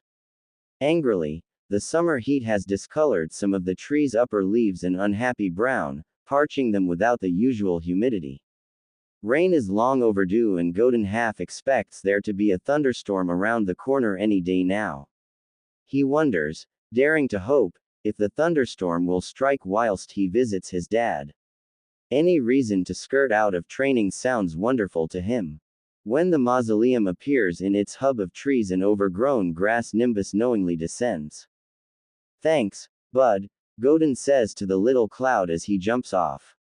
Nimbus rejoices, giving Gohan the show of a flip before flying up and disappearing against the blue. Gohan sighs, pulling his backpack up as he opens the front door. As usual, it's unlocked. "Dad," he calls. An empty hallway faces back. "Dad, are you home?" "Of course not." Gohan groans when he notices a pile up of letters by the door. Usually the cleaner would at least put them in the kitchen where Gohan would go through them to see what's junk and what's not. For being in the middle of nowhere, his dad gets a surprising amount of mail. The teenager suspects that the letters are still on the floor because yet another cleaner quit. They usually do after a few months, becoming sick of cleaning up the trails of blood weeping from his dad's wounds after his more vigorous training sessions. Gohan flicks through the letters as he makes his way to the kitchen. Junk, junk, junk. Pizza coupons. Who would actually deliver pizza out here? Jesus, he might just give them a call tonight just to see what happens. When Gohan arrives to the kitchen, he knows that the last cleaner must have indeed quit. Bandages lay strewn across the tiled floor, splodges of blood tell a journey of a man hurrying to and from the kitchen sink, and Gohan even spots bloodied used rags littering the area near the bin. He grimaces. The attempt to put them in the bin hadn't even been made. Yes, Gohan thinks, he would have quit too. Hopefully Bulma has someone else that would be willing to take the journey all the way out here. Unceremoniously, he throws the letters down against the red stain on the counter. Gohan knows a lost cause when he sees one and so just heads up to his room. A lingering smell of dust accompanies him as he creaks up the stairs.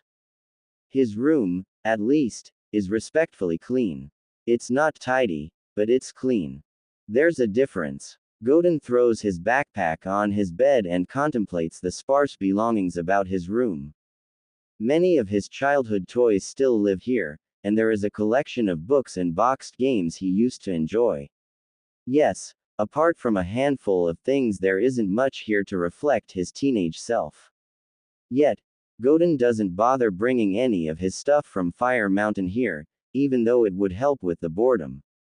It's just too much effort for how little time he actually spends in this rotting museum. His phone is the real hero of this story. Thank God for online streaming, when the internet even works out here. However, after staring at his lock screen for a good 5 minutes, Gohan finds he can't concentrate on much of anything at all.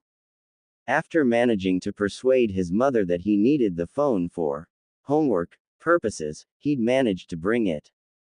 Yet, he can't even bring himself to use it. He closes his eyes slowly. School today had been just awful. On any normal day he'd be more thankful that it's Friday, but Gohan's been dreading this day all week after his mother sentenced him to training with his dad. Whilst the newly graded maths test sits unhappily in his bag with a fat F written in the corner, this hadn't been the worst news of the day. He sulks, scowling as he draws his curtains closed. Vital had sent out her wedding invitations this afternoon. It took 3 or 4 times of Gohan reading it for it to seem real. For a start, he can tell that Vital had zero input on then invitations because they're far too classy and pink for them to come across as anything remotely her. It must have been her friend, the ditzy one, what's she called? Arasa. She must have been the one to put this together, and he blames her because he hates everything from the horrible script writing to the nasty color used for the font. Most importantly, however, what he really hates is the groom's name. Haruto Orange. Seriously. His last name is Orange. Gohan seethes as he flops onto his bed. His bag jumps in greeting, the test paper falling out just to spite him. He throws it in the bag against the wall before curling up against the mountain of stuffed bears of which still live atop his bed. Vital shouldn't be getting married. It's not right. It's too soon. Besides, Gohan L. The door bangs open. You're here, Dad. Finally, his dad goes on to say, "Come on, let's get going before it starts to rain." Dad has clearly been training already. His clothes are astonishingly filthy and Goten spots the hint of blood sporting beneath the fabric of his gi. The guy's relentless. When Goten hides his head under his pillow, he feels the man tugging at his legs. "No getting out of it today, kiddo," Goten hears his dad say, slightly muffled courtesy of the lump of fabric over his ears. He kicks out and buries his head deeper. "Nah, your mum specifically said that you've gotta come out and train with me today." But the we either. A little water's never hurt anyone. Goten uncovers his head. "Maybe you should tell that to yourself. When was the last time you were even home? You smell like a locker room." His dad drops his legs and goes to scratch at the back of his head, appearing sheepish. "I guess it's been a while. This week I was training in Deadman's Desert and that's pretty far from here. Showers are kinda hard to come by in a desert, you know." Goten pinches at the bridge of his nose. "Deadman's Desert. It's not as bad as it sounds. I didn't see any dead people." "Right. Look, Dad, I'm not going anywhere with you until you take a bath or a shower." His dad pouts. We're just gonna get mucky again." Goten gives him a firm look. Fine. But when I'm out of the shower you've gotta be ready to leave. Pack an overnight bag." "What? No. That wasn't the plan." Dad flashes him his cheekiest grin before disappearing through the door, smell lingering. Goten groans when he hears the shower running. He wouldn't even be able to call his mum and get her to talk his dad out of it because this is supposed to be a punishment. She'd just tell Goten to suck it up and think about his previous actions. What a joke. Just to add insult to injury, the teenager notices the first specks of rain flicker against the window. Dark gray looms in the backdrop. "I'd pack waterproofs, but what's the point? Dad'll just destroy them as usual." This is why Goten doesn't have nice things. A sigh leaves him as he considers the pile of burnt and holy clothing residing in the corner of his room. Knowing he doesn't want his current outfit to become the next victim, Goten changes into one of his dad's gis. Dad's wardrobe is full of them. Orange after orange, the guy is like a cartoon character. His dad comes into the room, laughing as he tightens his own obi around a fresh pair of gi pants. "Still too big for you, huh?" Goten looks in the mirror. The trousers pull around his feet. "I'm sure you'll singe the bottoms off by the end of today anyway," Goten replies a bit unkindly. Dad doesn't hear the tone and laughs again, thinking it is a joke. "Ha ha, maybe. Perhaps I could ask Piccolo to make you some training clothes. I don't want you trip up on the bottom bits again." "Oh, that sounds great. I'm sure he loves being your personal tailor." The man scratches the back of his head, finally having the decency to look somewhat ashamed. "Bulma only sends me 15 new gis every month now. She refuses to send any more. What can I do? Stop destroying them." Goten doesn't say it, but he really wants to. He can imagine Piccolo's consistently sour expression only worsen as his dad grovels for the Namekian's handiwork. Of course, Goten doesn't have to wait too long to see such reaction because, with great enthusiasm, Goten is later presented to Piccolo. His dad's request holds awkwardly in the air as the three of them stand in a clearing of the forest. The rain is moderately heavy now. Goten and his overnight bag are already soddened, as are both his dad and Piccolo, though neither seem to mind. In fact, his dad's never looked sunnier. "Can't he just wear yours?" Piccolo grumbles. "That's what I said," Goten adds. "Come on, Piccolo, help us out here." Piccolo sneers a monstrous sound.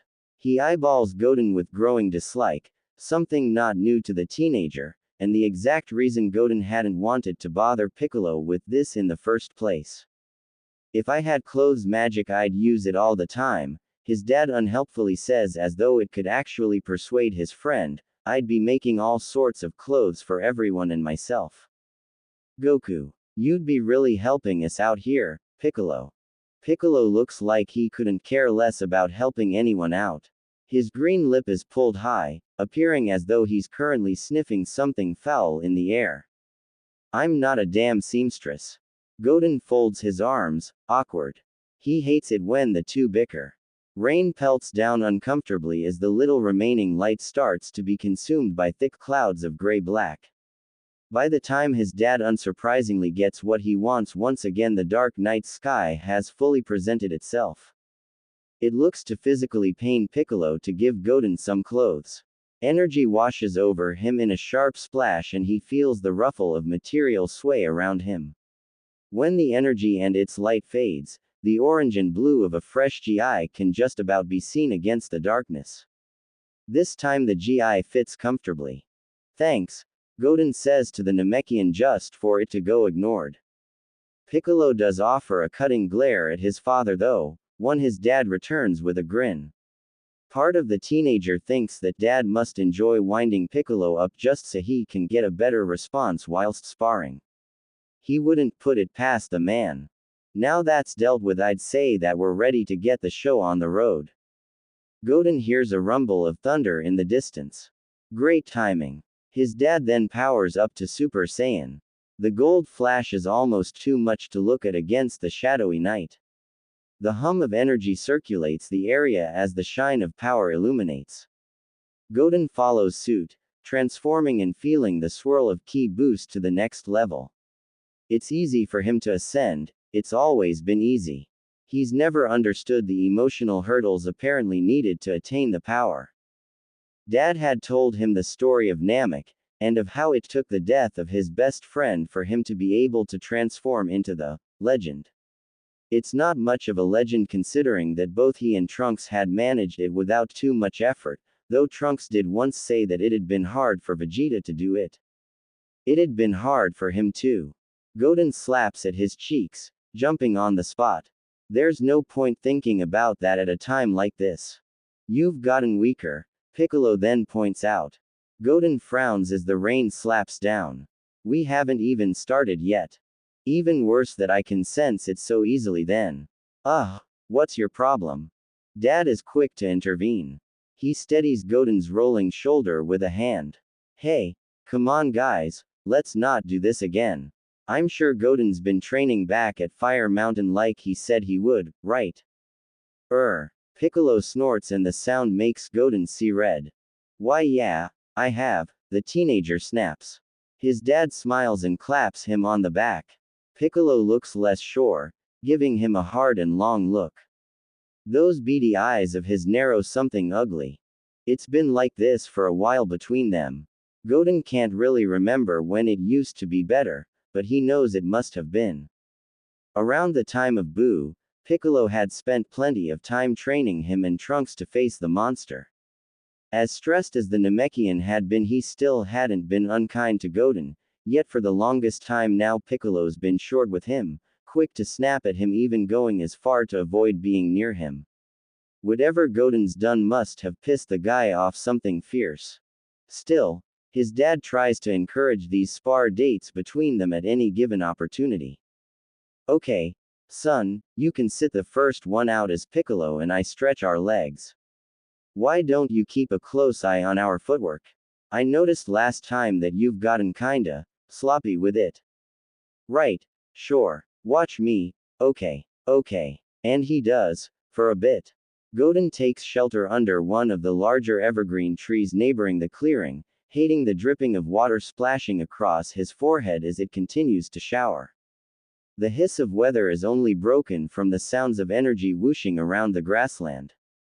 Gold zips about, acting as his dad's usual chaotic but tight form, literally running circles around Piccolo as they exchange fists. The footwork is far beyond Goten. He's always been bad at it. Anything that requires rhythm and precision involving Goten's two left feet is a lost cause.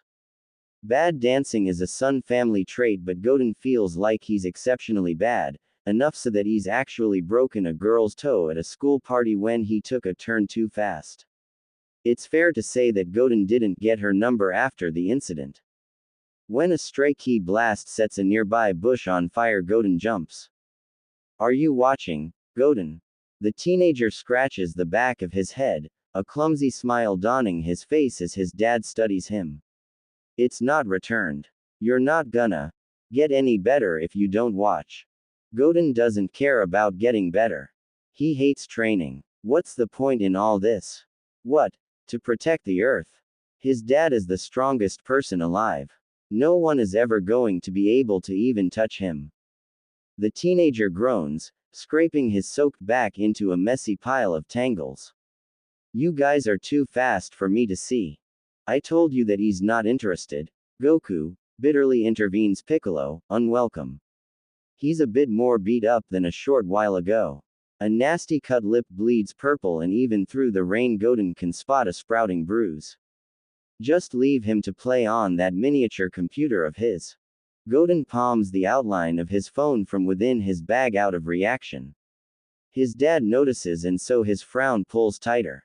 You know, Goten, I do think you spend too much time on that thing.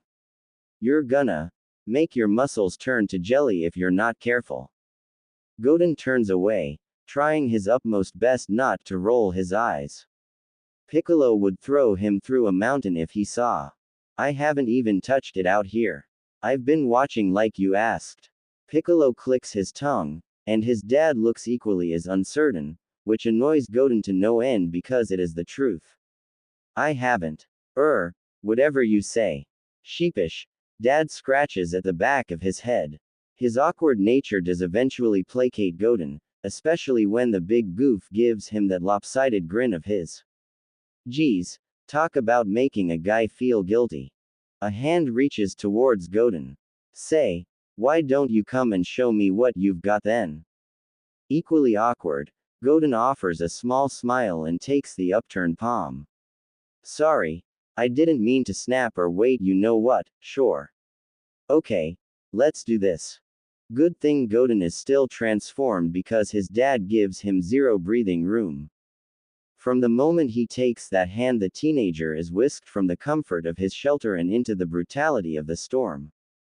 There's a roar of thunder as Goten dodges his dad's first strike, his typical starting move of punching Goten in the gut.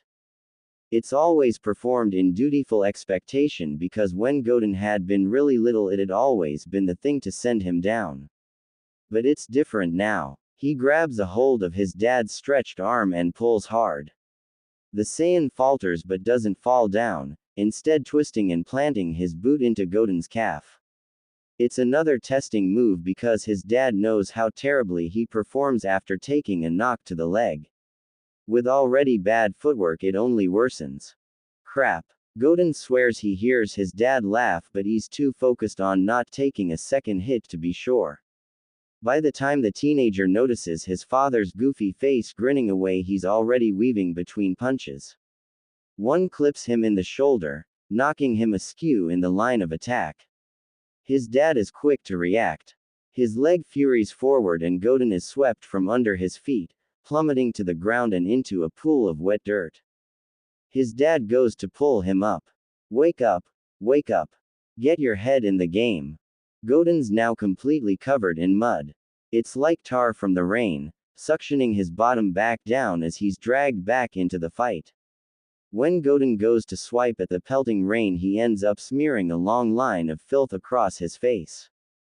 Dad doesn't even give him the chance to clean it off, to remove the streak of brown from his vision. He punches Goten so hard in the gut that the teenager buckles over.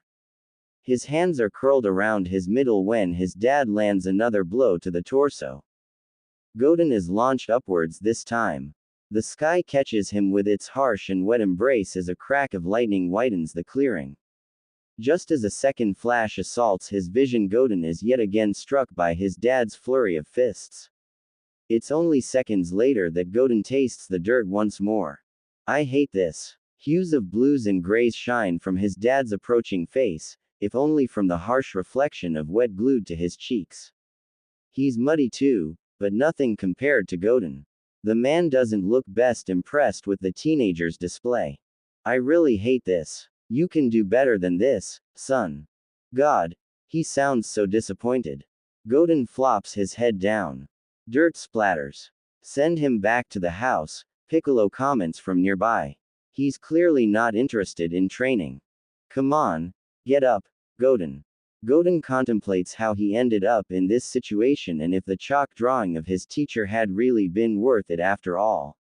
When Dad forces him up yet again, Goten decides that it unquestionably hadn't been, especially when, after who knows how long, he still hasn't managed to land a single blow. Focus. His dad orders, but Goten's struggling now. His head pounds from taking too many hits and his ribs are in absolute agony. He spirals when his dad roundhouses his cheek. The stretch of pain is followed by angry throbs and the taste of budding metallic. Goten spits and wipes at his lips, shaky. The rain is hot and thick, feeling like lava against fresh wounds.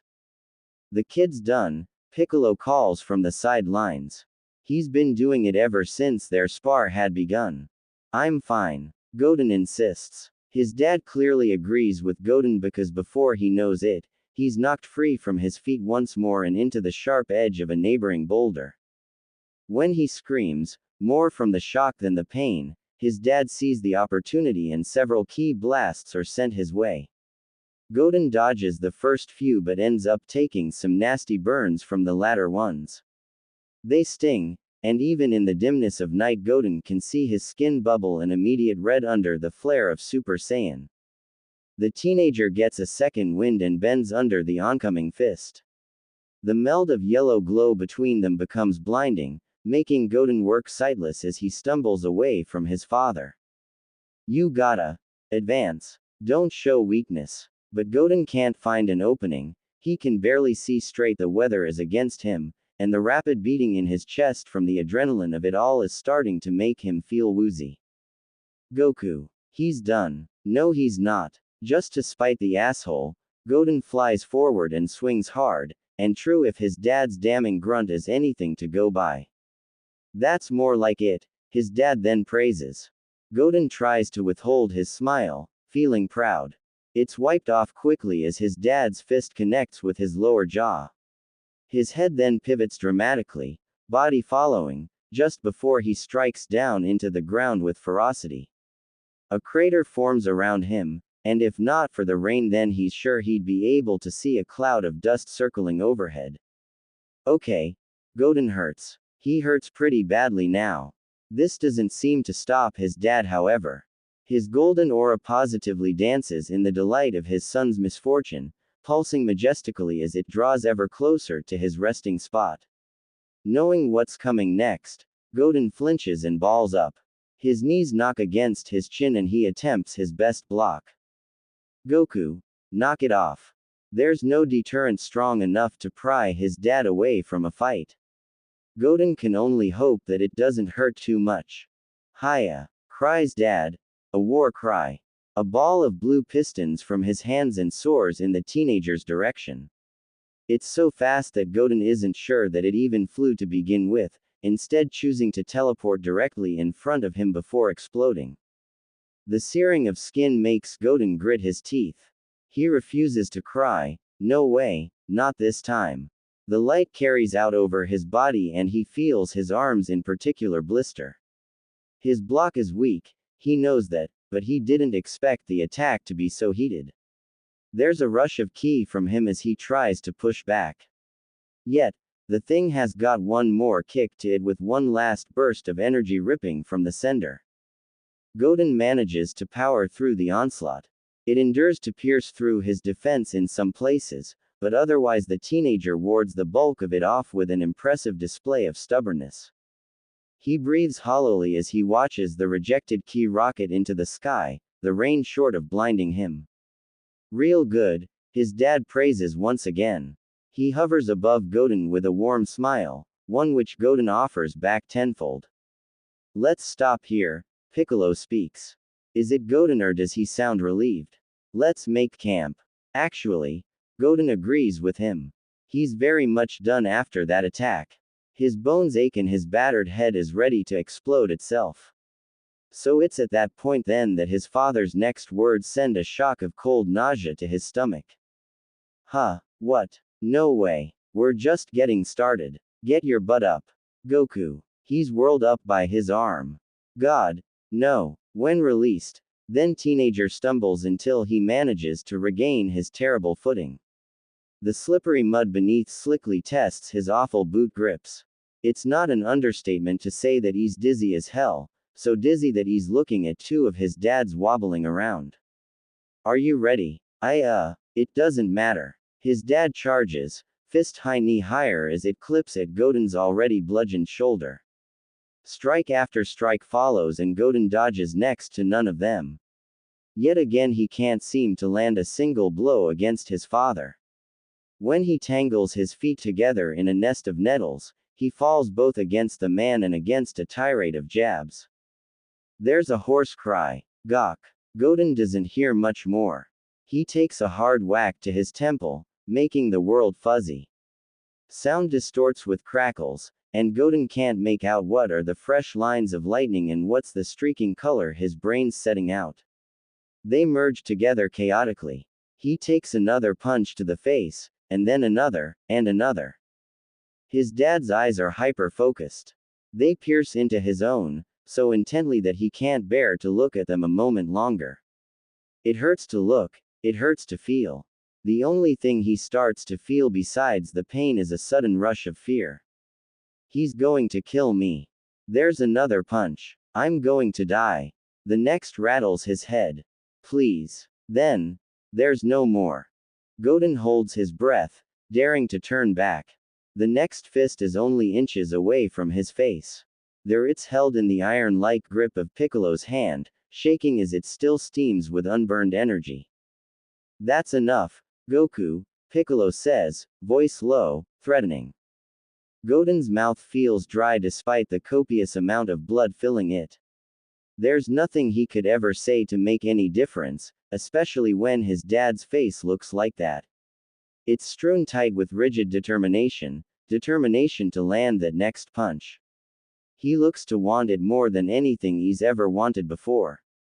That's enough. Finally, his dad speaks. He's fine. Let go, Piccolo. Piccolo growls, clenching harder. Those pointed nails of his pierce skin. Fine, fine. Look at him, Goku. He's a mess. The only sign of movement is the spell of rain between the three of them, although Goten can see his father's itch for movement. The man can't stay still for a second. The vibrations from his insistent fist say otherwise. Let go, Piccolo. He's done, finished. He's fine. Stop panicking. He can't do this. Yes, he can. No, he can't, Goku. Piccolo twists the hand backwards, forcing his dad to fall with it. You continue this and you're going to kill him. His dad pushes forward, a cold swill of anger bubbling deep within those icy eyes of his. Goten hates that look. He's only seen it a handful of times, but it's enough to make him wish he'd been born blind. I know his limits. You don't even know your own limits, never mind his. His dad doesn't like this. Uncharacteristically heated, he clenches his fists and aims a particularly nasty look at his supposed friend. We're not going over this again. We're not doing this with Goten here. Piccolo spares the teenager a look, grunting. We're finished for tonight, Goten. Grab your stuff. You're going home. Goten goes to nod. He likes that idea very much actually. It's only when there's a grasping at his arm does he feel something in his stomach sink. We're not done, Dad says. I know you've got more in you yet, son. Panic runs through Goten. The nausea doubles, his vision wavers, he wants to be sick. And then a hand slaps his dad's away. Piccolo appears furious. Knock it off, Goku, he snaps, he can't do this, he doesn't want to. You need to understand that he's not as strong as you believe him to be. Goten is not a fighter. He's not that way inclined. He just doesn't have the strength. It's not nice listening, but it's true, Goten admits it. However, the next bit stings. He's not Gohan. Silence follows. It's silent for so long that Goten doesn't know what to expect next. It hurts, of course. It hurts in a variety of ways, but Goten's too hung up on whether or not his dad is about to explode to care. Nothing of the sort comes. Instead, His dad quietly powers down. The gold fades, making the world appear even darker than it feels. Goten hadn't noticed, but he'd long fallen out of Super Saiyan. The dour rain continues to fall as the thunder shouts and screams for them, especially for Goten, who feels as if he wants to hurl the worst swear words he knows into his pillow at home. Goten, his dad attempts. It's quick to die on his tongue. It's silent once again. Go home, kid, Piccolo next instructs when the emptiness draws on too long. You're done here. Goten looks back towards his dad for a sign of something, anything. He doesn't know what he wants to hear from dad, but he just knows that he needs to hear something. The only thing Goten hears, however, is the hush of rainfall.